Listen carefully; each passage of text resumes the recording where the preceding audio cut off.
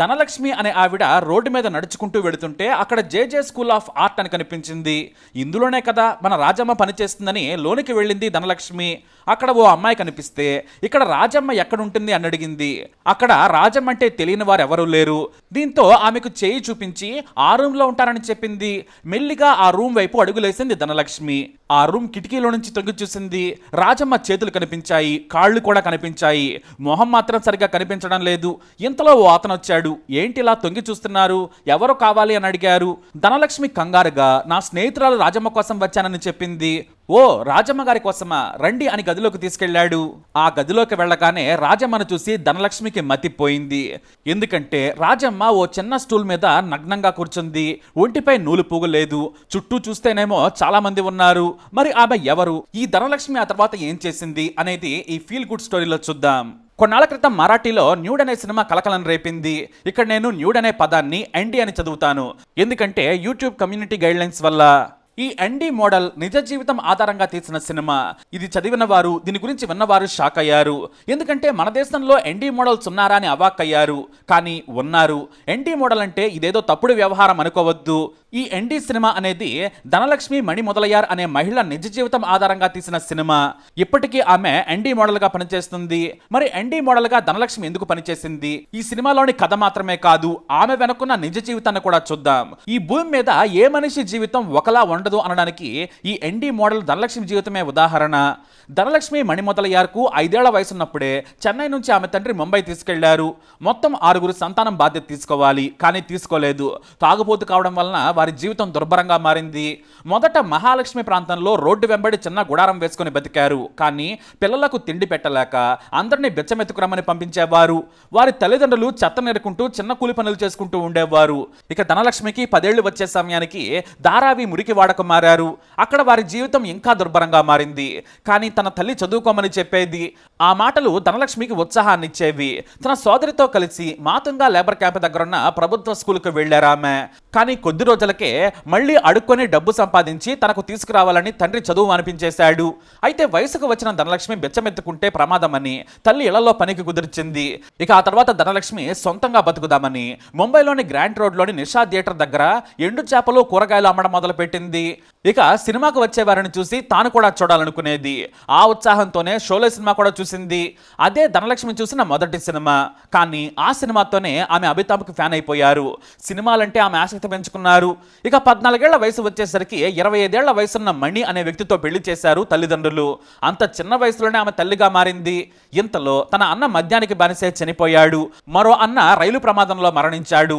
ఇక ఆమె సోదరైతే తన పిల్లలను కూడా ఇంట్లో వదిలేసి వేరే వ్యక్తితో కలిసి వెళ్లిపోయింది. దీంతో ఆ పిల్లలందరి బాధ్యత కూడా ఈమె మీద పడింది. చిన్న పిల్లలను చూస్తూ చూస్తూ ఎలా వదిలేస్తుంది? దీంతో ఆమెనే వారందరినీ పోషించేది. కానీ భర్తకు నచ్చేది కాదు. వారిని వెళ్ళగొట్టాలని, వారిని వదిలేయాలని చిత్రహింసలు పెట్టేవాడు. మద్యానికి బానిసయ్యాడు. ఆమెను డబ్బులు ఇవ్వమని కూడా కొట్టేవాడు. మరోవైపు తండ్రేమో తాగుబోతూ రోజు చిత్రహింసలు పెడుతుంటే తల్లి ఆత్మహత్య చేసేసుకుంది. కష్టం వెంబడే మరో కష్టం. చిన్న వయసులోనే తల్లయింది. సరిగ్గా పెద్ద కొడుకుకు 6 ఏళ్ల వయసున్నప్పుడు రెండోసారి గర్భం దాల్చింది ధనలక్ష్మి. అయితే ఆమె 6 నెలల గర్భిణిగా ఉన్నప్పుడు భర్త చనిపోయాడు. సరిగ్గా 21 ఏళ్లలోపే భర్తను కోల్పోయింది. ఇంటి నిండా గుంపెడి పిల్లలు, పైగా గర్భిణి. మళ్ళీ కొడుకు కూడా పుట్టాడు. అయినా ఆమె పనికి వెళితేనే అందరికీ భోజనం. పిల్లలు బడికి వెళ్లాలనేది ఆమె తపన. యుక్త వయసులో ఉన్న ధనలక్ష్మి సహజ సిద్ధమైన అందగత్తెలా ఉండేది. దీంతో ఏ పనికి వెళ్ళినా కూడా ఆమెను మగాళ్ల చూపులు వెంటాడేవి. భర్త లేని మహిళ కావడంతో శారీరక సుఖం తీర్చుకునేందుకు వస్తుందేమని చూసేవారు. అందుకే దురుద్దేశంతో చూసేవారి దగ్గర పని చేయడానికి ఇష్టపడలేదు.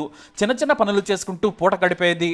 రోజుకు 30 రూపాయల సంపాదన వచ్చినా చాలని, తన పిల్లల కడుపు నిండితే చాలనుకునేది ధనలక్ష్మి. ఆ రోజుల్లో 30 రూపాయలంటే కూలీ ఎక్కువే. అయితే ఆమెకి ఇంటి దగ్గరే రాజమ్మ అనే మహిళ చాలా మంచి స్నేహితురాలైంది. తన కష్టాలను ఆమెకు చెప్పుకునేది. ఆమె కూడా ధనలక్ష్మికి తోడుగా ఉండేది. ఆర్థికంగా సాయం చేసేది. పిల్లలకు కూడా భోజనాలు పెట్టేది.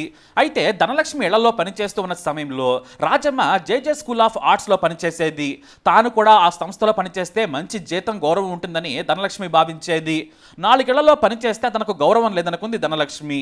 అయితే ఓ రోజున పని ముగించుకొని వేరే పని మీద బయటకు వెళ్ళిన ధనలక్ష్మికి రోడ్డు మీద జేజే స్కూల్ ఆఫ్ ఆర్ట్ అని కనిపించింది. ఇందులోనే కదా మన రాజమ్మ పనిచేస్తుందని లోనికి వెళ్ళింది ధనలక్ష్మి. అక్కడ ఉన్న ఒక విద్యార్థినిని రాజమ్మ ఎక్కడుంటుందని అడిగారు ఆమె. ఆ కాలేజీలో రాజమ్మ అంటే తెలియని వారు లేరు. దీంతో ఆమెకు చేయి చూపించి ఓ డ్రాయింగ్ రూమ్ లో ఉంటారని చెప్పారు. మెల్లిగా ధనలక్ష్మి ఆ రూమ్ వైపు అడుగులేశారు. కిటికీలో నుంచి తొంగి చూశారు. ముందుగా రాజమ్మ చేతులు కనిపించాయి, కాళ్ళు కూడా కనిపించాయి, మొహం కనిపించడం లేదు. ఇంతలో మరో విద్యార్థి వచ్చాడు.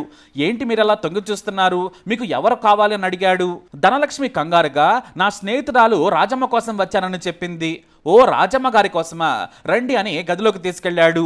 ఆ గదిలోకి వెళ్ళగానే రాజమ్మని చూసిన ధనలక్ష్మికి మతిపోయింది. ఎందుకంటే ఓ చిన్న స్టూల్ మీద ఫోజు పెట్టి నగ్నంగా కూర్చుంది. ఒంటిపై నూలు పోగులేదు. ఒక టీచర్తో పాటు 4 విద్యార్థులు ఆమెనే చూస్తూ బొమ్మలు గీస్తున్నారు. మరికొంతమంది బొమ్మను చెక్కుతూ ఉన్నారు. ఇక ధనలక్ష్మి ఎదురుగా కనిపించడంతో ఆమె హఠాత్తుగా లేచి చీరన కప్పుకుంది. వెంటనే బట్టలు తీసుకుని గదిలోకి వెళ్ళి వేసుకుంది. గదిలోకి పిలిచి నువ్వెందుకు ఇక్కడికి వచ్చావు, ఇది మంచి పద్ధతి కాదని కోప్పడింది. ఆమె మాటలకు భయపడింది ధనలక్ష్మి. నేను ఏదో తప్పు చేశాననుకుంది. ఆ వెంటనే ధనలక్ష్మి పరిస్థితి అర్థం చేసుకుంది రాజమ్మ. నేను కూడా నీలాగా ఇక్కడ పని చేద్దామనుకున్నాను, నువ్వేంటి ఇక్కడ బట్టలు లేకుండా ఉన్నావంది ధనలక్ష్మి. అప్పుడు చెప్పింది రాజమ్మ, నేను ఇక్కడ మోడల్ని, నన్ను చూసి విద్యార్థులు ఆర్ట్ నేర్చుకుంటారు. నిజమైన శిల్పాలకు ప్రాణం పోసేందుకు సహజ సిద్ధమైన వారిని ఇలా కూర్చోబెట్టి నేర్చుకుంటారు. ఇంతకుముందు వేరే మహిళ ఉండేది, ఆమె వెళ్ళిపోయింది. నన్ను ఆమె ఇక్కడ పనికి కుదిర్చింది అని చెప్పింది.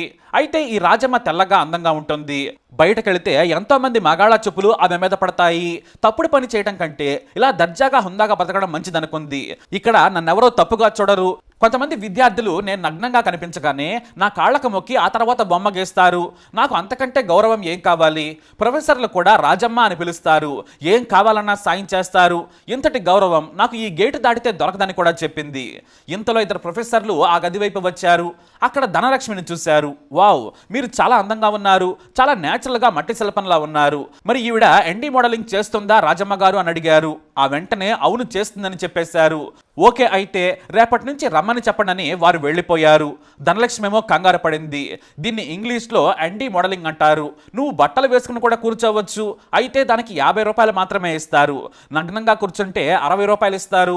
నీ శరీర సౌష్ఠవం చాలా బాగుంది, నీ నడుము ఛాతి అన్నీ చెక్కిన శిల్పంలా ఉన్నాయి, నీకు మంచి భవిష్యత్తు ఉంటుంది. నువ్వు కూడా ఎన్డీ మోడల్గా నటించు.